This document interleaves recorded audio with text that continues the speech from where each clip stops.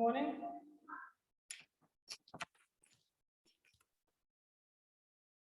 Good morning. Good morning sir. दिख रहा है क्या बेटा? Good morning sir. Yes sir. आवाज आ रही है क्या? Yes sir. चलो, बोर्ड दिख रहा है? धुंधला धुंधला दिख रहा है सर। हाँ बेटा, लाइट नहीं आ रही, लाइट की समस्या है। बारिश थोड़ी तेज ही आ रही है आज ना। क्लास तो लेने पहुंच गए लेकिन लाइट की समस्या आ रही है।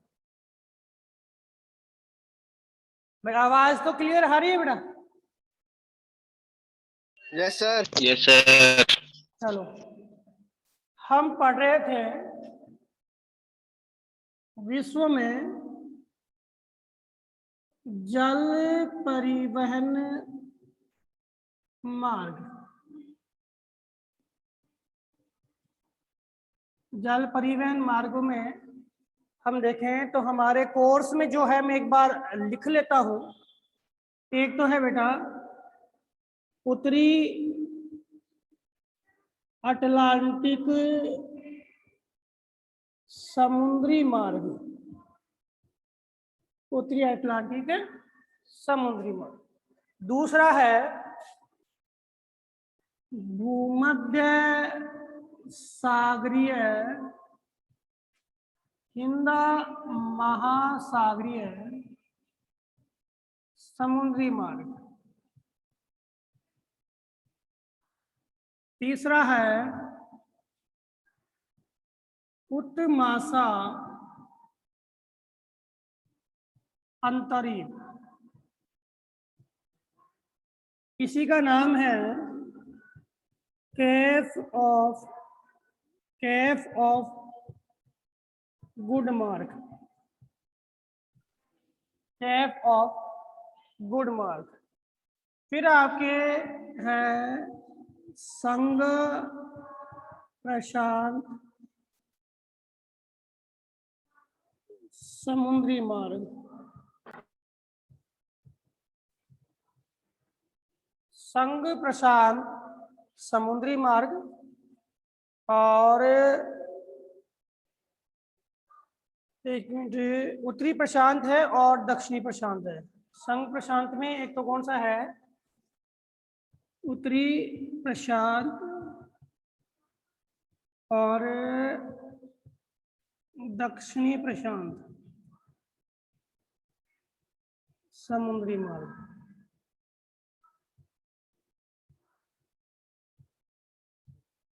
ये आपके कोर्स में है। भाई दिख रहा है क्या? साफ नहीं दिख रहा होगा बेटा, साफ नहीं दिख रहा होगा ना? सर दिख रहा है। No sir. सर देखो सर जो साफ भी नहीं दिख रहा। भाई नो साफ सर। नहीं दिख रहा। आपसे मैं बोल रहा हूँ, साफ नहीं दिख रहा, मेरे पास नहीं आ रहा, लेकिन नेटवर्क में कोई प्रॉब्लम नहीं है। आवाज बिल्कुल क्लियर आ रही है, आवाज नहीं कट रही होगी। और बोर्ड पे जो धुंधला है, लेकिन मैं बोल भी तो रहा हूँ, बोल रहा हूँ ना। अब देखिए, हमने उत्तरी अटलांटिक समुद्री मार्ग पढ़ लिया कल पिछली क्लास में, और इससे रिलेटेड प्रश्न आपको मैंने बताए थे कि पहला प्रश्न तो इससे बनता है कि सबसे व्यस्ततम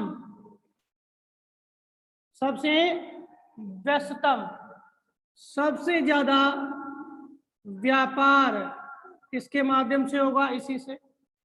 बड़े 30 पोतों में आपके, सॉरी बड़े 50 पोतों में आपके लगभग 30 पोत इसी में चलेंगे। विश्व की दो महान शक्तियों के बीच में, भाई यूरोप महाद्वीप भी विकसित है और अमेरिका भी विकसित है, दोनों के बीच में हो रहा है, इसलिए ये बहुत ही इंपॉर्टेंट है।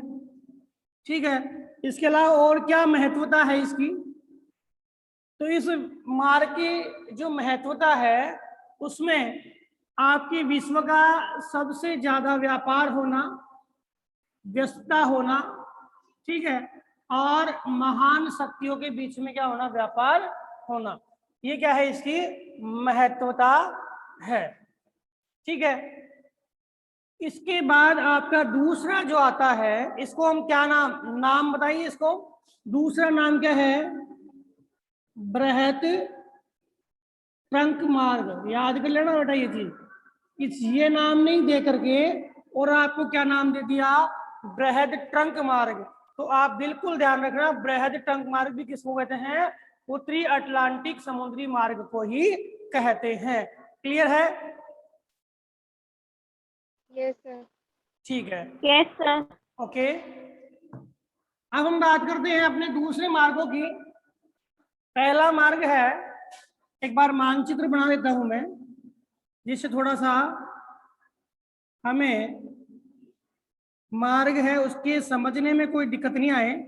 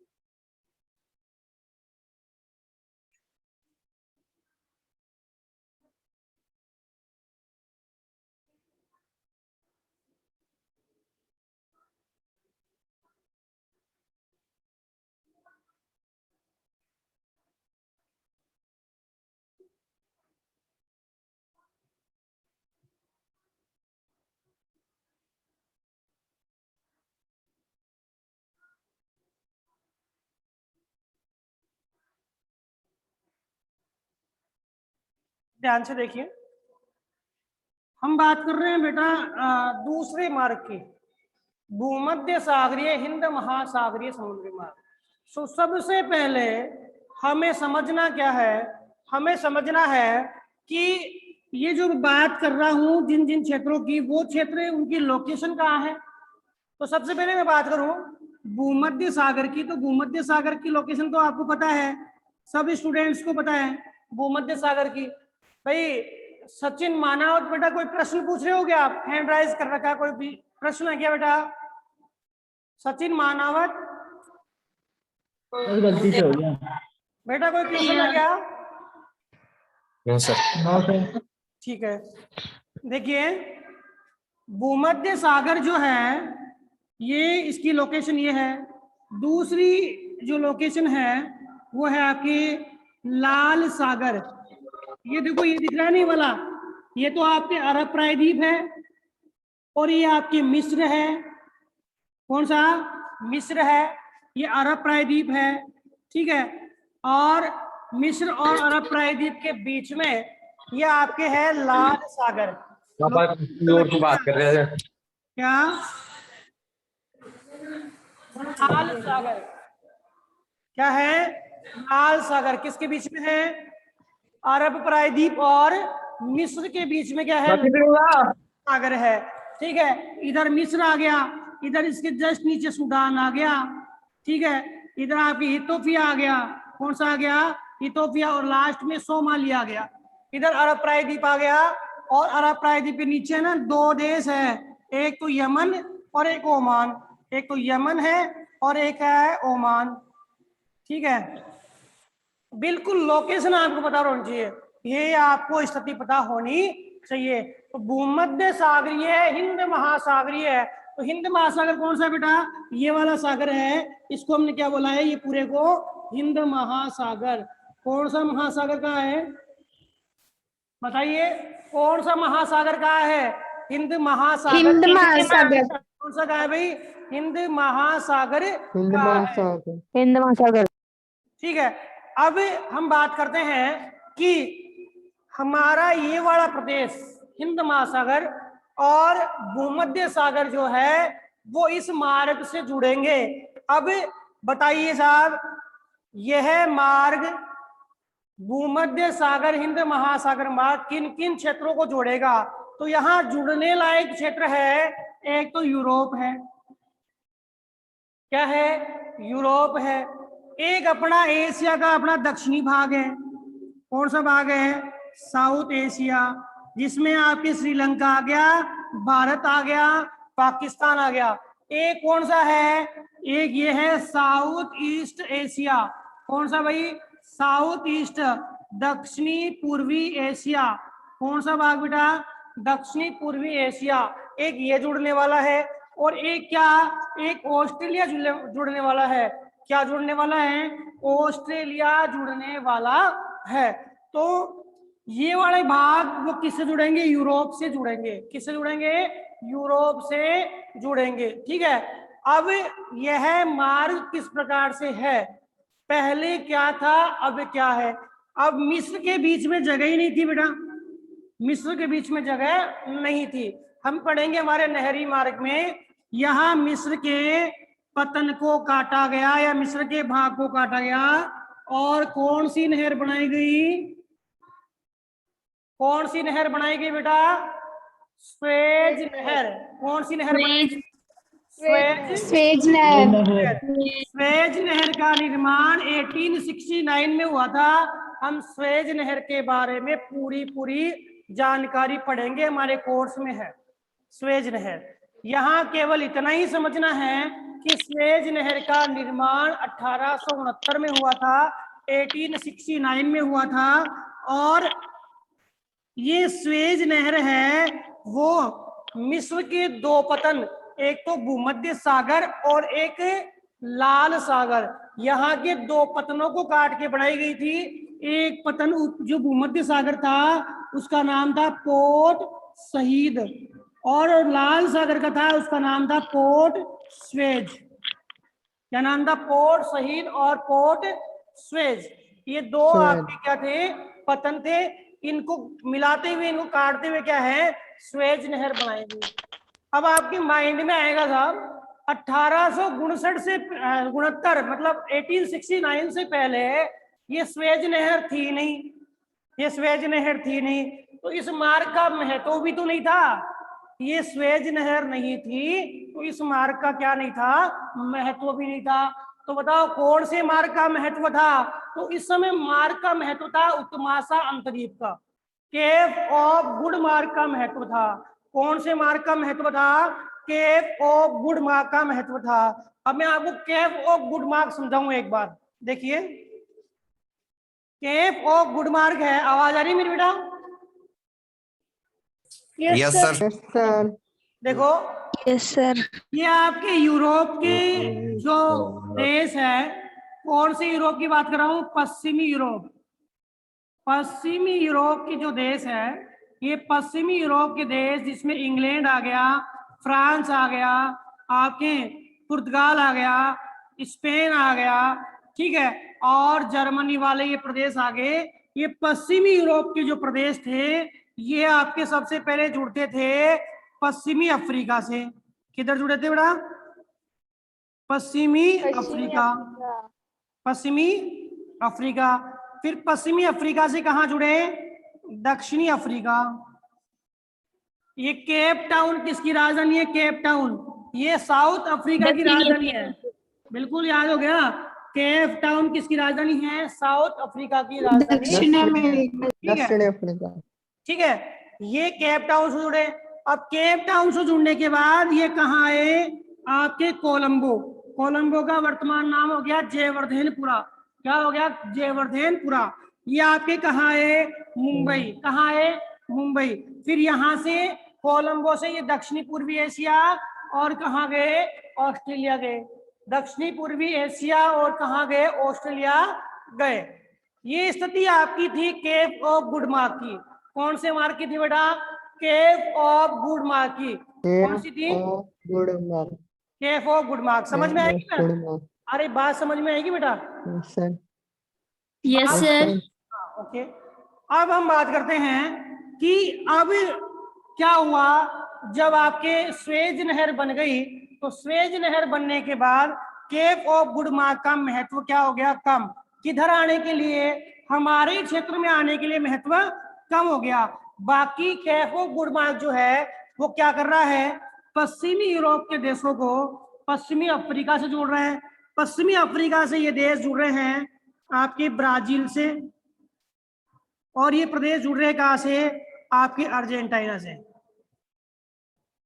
कहां जुड़ रहे हैं, ब्राजील से और अर्जेंटीना से जुड़ रहे हैं, यानी आपके दक्षिणी अमेरिका से जुड़ रहे हैं। लेकिन दक्षिणी अमेरिका से जुड़ने में एक समस्या है।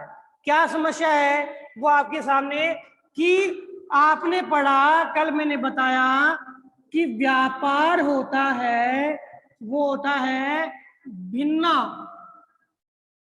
संसाधनों वाले प्रदेश के बीच में।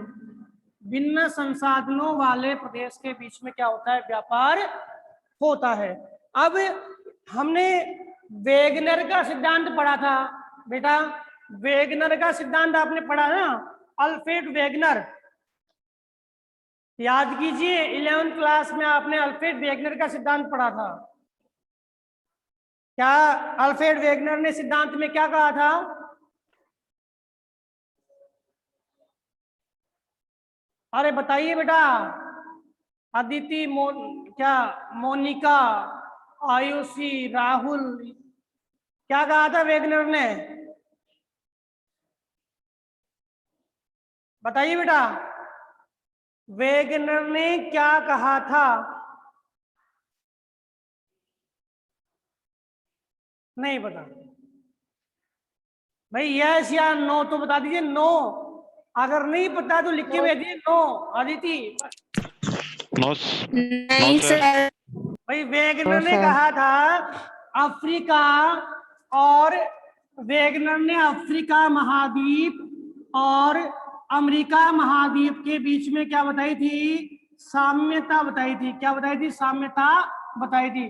वेगनर ने कहा कि जो अफ्रीका महाद्वीप है और अमेरिका महाद्वीप है, ये दोनों आपस में क्या थे, जुड़े हुए थे, दोनों आपस में जुड़े हुए थे।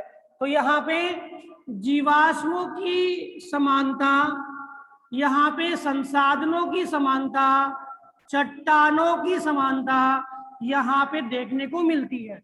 तो बताओ, जीवाश्म है, चट्टाने हैं, इनकी सबकी समानता मिल रही है, तो यहाँ पे भिन्नता कहाँ हुई, भिन्नता नहीं हुई ना। तो जो साधन है वो सीमित और समान है, तो इनमें व्यापार थोड़ी होगा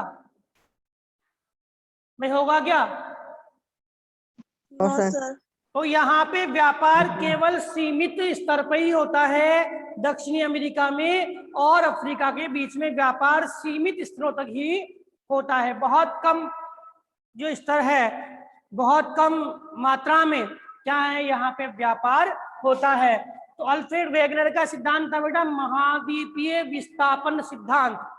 कौन सा सिद्धांत, महाद्वीपीय विस्थापन सिद्धांत। याद आगे हो गया कि पेंजिया है, उसका विखंडन हुआ, पेंजिया का विखंडन होने के बाद यह पेंजिया है वो 7 महाद्वीपों में विभक्त हुआ, और जो पैंथालासा था वो 5 महासागरों में निर्मित हुआ।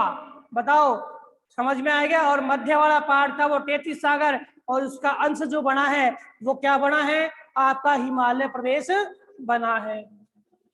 बताओ, क्लियर हुआ क्या ये बात? अरे अब तो समझ में आएगी बेटा, अब तो समझ में आई ये वाली बात। Yes sir. ठीक है, अब उत्तमाशा समझ में आ गया क्या?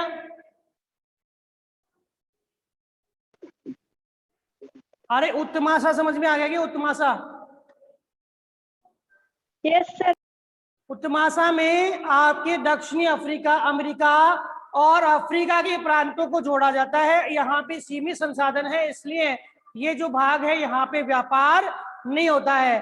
ठीक है, दक्षिणी पूर्वी ब्राजील, दक्षिणी पूर्वी ब्राजील में बुक में देख रहा हूं मैं भी कि दक्षिणी पूर्वी ब्राजील में एक नाम आया है, प्लाटा ज्वार नदमुख। प्लाटा ज्वार नदमुख याद करना, प्लाटा ज्वार नदमुख। आपने एक नगर का नाम सुना है बेटा, रियो डी जेनेरो, नगर सुना है ना ये तो, Rio de Janeiro. Yes sir. ये नगर है, इसका नाम आपने सुना होगा, पॉलिटिकल साइंस में भी आएगा, पृथ्वी सम्मेलन हुआ था पहला? Yes sir. ठीक है। अब इस रियो डी जेनेरो के दक्षिण में एक नगर है ब्राजील का ही, उसका नाम है रियो डी प्लाटा। क्या है? प्लाटा। और वही जो क्षेत्र है प्लाटा ज्वार नदमुख है। प्लाटा ज्वार नदमुख है। आपके एक शब्द आया है ज्वार नदमुख क्या होता है? ज्वार नदमुख क्या होता है? ज्वार नदमुख क्या होता है? तो ज्वार नदमुख होता है जैसे मान लो ये बार बेटा ये जो क्षेत्र है यहाँ पे नदी आकर के पानी डाल रही है, जैसे आपकी नर्मदा नदी, ताप्ती नदी, ये क्षेत्र है आपके ज्वार नदमुख के क्षेत्र है। नदी जल डाल रही है इधर, और यहाँ होता क्या है, यहाँ होता है कि समुद्र का जल इस नदी के आंतरिक भाग यानी नदी के मुहाने पे जाके मिलता है। तो समुद्र का जल और नदी का जल दोनों इस क्षेत्र में मिलते हैं, तो ऐसे प्रदेश को हम क्या बोलते हैं? ज्वार नदमुख कहते हैं। यहाँ ज्वार, ये ज्वार है वो प्रभावी होता है और नदी के साथ जल के साथ क्या है वो मिलता है। ये स्थिति कहलाती है बेटा ज्वार नदमुख। क्या कहलाती है? ज्वार नदमुख। तो आपके एक नाम आया प्लाटा ज्वार, आवाज साफ नहीं आ रही। नाम है बेटा प्लाटा ज्वार नदमुख। ठीक है, ये कहाँ है? ब्राजील में है, दक्षिणी पूर्वी भाग में। कहाँ पर है बेटा? ब्राजील में दक्षिणी पूर्वी भाग में। ठीक है। एक नाम आया रियो डी जेनेरो, जो मैंने आपको बता दिया ऑलरेडी, रियो डी जेनेरो। मैं आपकी बुक में देख करके नाम इसलिए बता रहा हूँ क्योंकि जो नाम मैं यहाँ पे ले रहा हूँ वो नाम आपके मैप में आएंगे। ऐसे जो आपके बुक में है, बुक के अलावा कुछ नहीं आता, तो बुक में है वो 101% मैप में आ सकते हैं। तो एक तो कौन सा? Rio de Janeiro. एक कौन सा? प्लाटा या सॉरी प्लाटा ज्वार नदमुख। एक नाम आपके आए हैं केप टाउन, जो पहले बता दिया मैंने आपको। दक्षिणी अफ्रीका की राजधानी क्या है? Cape Town. इनके बीच में क्या होता है? व्यापार होता है। इनके बीच में क्या होता है? व्यापार होता है। ये तो बात कर ली हमने किसकी? कौन से मार्ग की बात की? उत्तमाशा अंतरीप की। अब आपको कोई प्रश्न पूछ लिया 1 नंबर का कि स्वेज नहर के निर्माण के बाद, प्रश्न है आपका, प्रश्न लिख लीजिए। स्वेज नहर के निर्माण के बाद, प्रश्न लिखिए बेटा। क्या? एक मिनट। आशा सैनी, सुमित चौहान, बेटा ये अपना ऑडियो म्यूट कीजिए। मैं बोल रहा हूं कि ध्यान दीजिए। में लिख लो। हाँ बेटा प्रश्न लिखिए।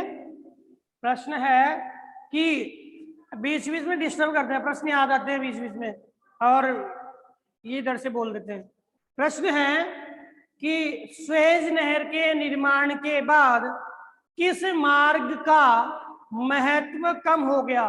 किस मार्ग का महत्व कम हो गया? स्वेज नहर के निर्माण के बाद किस मार्ग का महत्व कम हो गया? तो उत्तमाशा मार्ग का महत्व क्या हो गया? स्वेज नहर के निर्माण के बाद कम हो गया। कौन से मार्ग का? उत्तमाशा मार्ग का महत्व स्वेज नहर के निर्माण के बाद क्या हो गया? कम हो गया। सर वापिस से बोलो एक बार। अरे किस मार्ग का महत्व स्वेज नहर के निर्माण के बाद कम हो गया?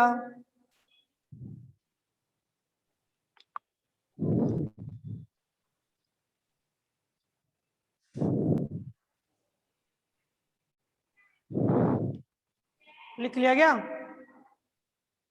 Yes sir.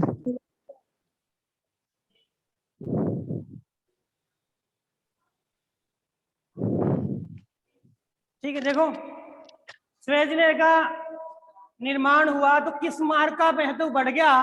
तो भूमध्य सागरीय हिंद महासागरीय मार्ग का महत्व बढ़ गया। अब देखिए आप, ये मार्ग तो आपने पढ़ लिया। अब ये मार्ग किसे? तो पश्चिमी यूरोप के देश, यहाँ पे एक संधि है अफ्रीका और यूरोप के बीच में, संधि का नाम है जिब्राल्टर। कौन सी है? जिब्राल्टर। इस जिब्राल्टर जल संधि के मध्य से जो है पोत आते हैं, इधर से जो पोत आते हैं और ये पोत आकर के आपके भूमध्य सागर में जाते हैं और लाल सागर के साथ, तो लाल सागर के दो पतन याद रखना, पोर्ट सईद तो आपके है भूमध्य सागर वाला और पोर्ट स्वेज है आपके लाल सागर वाला। इसके बाहर आया तो एक पतन है जिसका नाम है अदन। अदन जो यमन का पतन है, पतन का नाम क्या है? अदन। अदन आया। अदन क्या है? एक विश्राम पतन है। अदन क्या है? यहाँ पे बड़े जहाज आते हैं, फिर छोटे जहाज इसमें जाते हैं और ये क्या करते हैं? अपने व्यापार को संपन्न करते हैं। इसके बाद इधर आए तो ये कहाँ पर आया? आपके मुंबई पतन में, कोलंबो पतन में, फिर इधर से आपके दक्षिणी पूर्वी और ऑस्ट्रेलिया के क्षेत्र में गया। तो इसका मार्ग का महत्व है वो लगभग देखिए तो इसके आने के बाद आपके लगभग 6400 किलोमीटर की दूरी क्या हो गई है? कम हो गई है। कितनी किलोमीटर की दूरी बेटा? 6400 किलोमीटर की दूरी क्या हो गई है? कम हो गई है। जो लिवरपूल, लिवरपूल कहाँ का है? लिवरपूल है आपका इंग्लैंड का लिवरपूल, लंकाशायर द्वीप के क्षेत्र है, लिवरपूल है, मैनचेस्टर है। तो लिवरपूल है उसकी दूरी आपके स्वेज नहर के आने के बाद कोलंबो, कोलंबो किसकी राजधानी है? श्रीलंका की। लिवरपूल कोलंबो की जो दूरी है, जो उत्तमाशा अंतरीप से हम आते थे तो यह 6400 किलोमीटर क्या थी? ज्यादा थी। अब उत्तमाशा अंतरीप से नहीं आते हैं तो ये कितनी हो गई भाई? 6400 किलोमीटर क्या हो गई? कम हो गई। कितनी हो गई? 6400 किलोमीटर कम हो गई, क्योंकि यहां से हम घूम के आते थे, यहाँ सीधे आ रहे हैं। तो कितनी कम हो गई? 6400 किलोमीटर क्या हो गई? कम हो गई। तो याद करना इसका महत्व क्या है कि दूरी में कमी आ गई। क्या आ गई? दूरी में कमी आ गई। मार्ग के पतन है जो आप बिल्कुल ध्यान रखना। एक तो है आपके शहीद, पोर्ट स्वेज, अदन, कोलंबो, ये क्या है? इसके मार्ग के पतन है। ठीक है। इसके बाद हम बात करें, इधर लिवरपूल है, इधर फ्रांस के पेरिस है, आपके इधर देखें तो पुर्तगाल है, ये इसके साथ क्या है? बताओ, क्लियर हुआ है?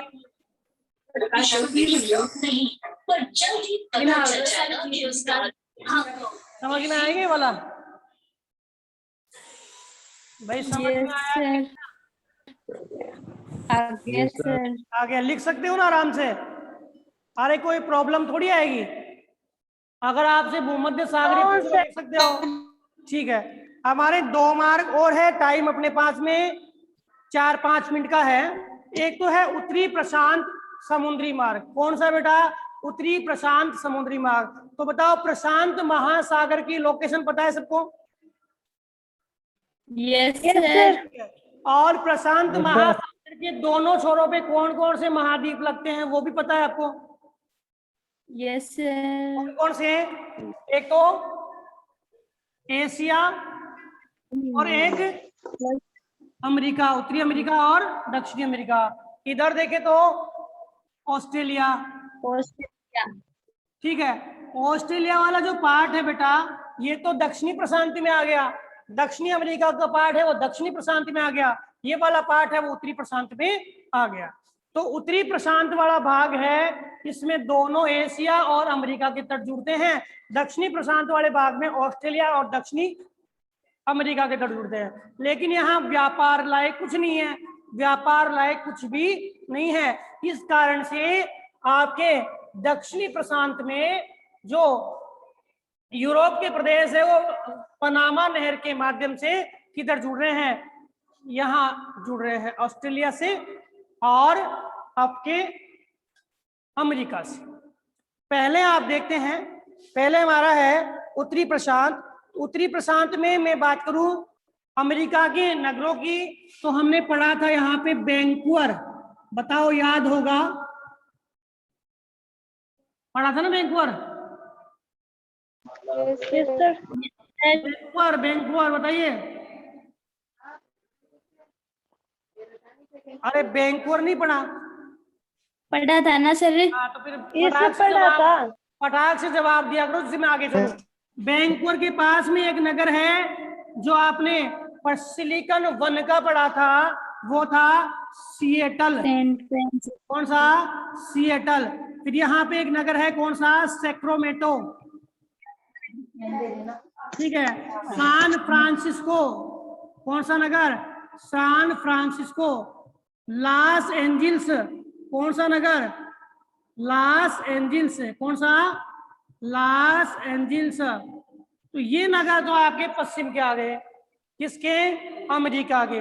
अमेरिका के पश्चिम नगरों में वैंकूवर है, सैक्रामेंटो है, सैन फ्रांसिस्को है और लॉस एंजिल्स है। यही नाम आपके हैं। ठीक है। और इधर देखें तो हम इसमें जापान के नगरों में एक तो नाम आया याकोहामा, पढ़ा हुआ है। Kobe, sir Kobe, Osaka, Kobe, Osaka, Nagasaki, ये सारे किसके हैं बेटा? आपके जापान के नगर। फिर इसमें नाम है संगाई। संगाई, संगाई किसका नगर है? चीन का। संगाई किसका नगर है? चीन का। एक नगर का नाम और आया क्या? हांगकांग। कौन सा नगर आया? हांगकांग।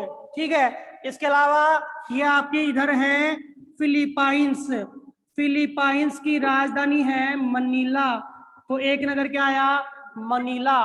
फिलीपाइंस का नगर क्या है? मनीला। ठीक है, मनीला। और इधर देखें तो सिंगापुर। कौन सा?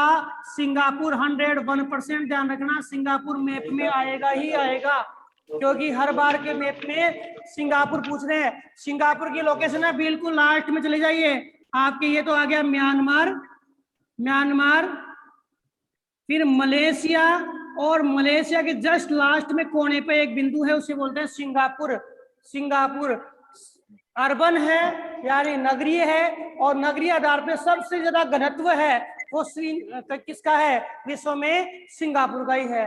वैसे देखें तो घनत्व किसका है? बांग्लादेश का। लेकिन हम अर्बन की दृष्टि से देखें तो किसमें है? सिंगापुर में सबसे है घनत्व पाया जाता है। क्लास होने वाली है बंद, क्लास बंद होने वाली है। ठीक है। हमारे पास में एक टॉपिक और है, क्लास दोबारा जोड़ रहा हूं, सारे स्टूडेंट क्लास में बने रहे। लास्ट टॉपिक है कौन सा वाला?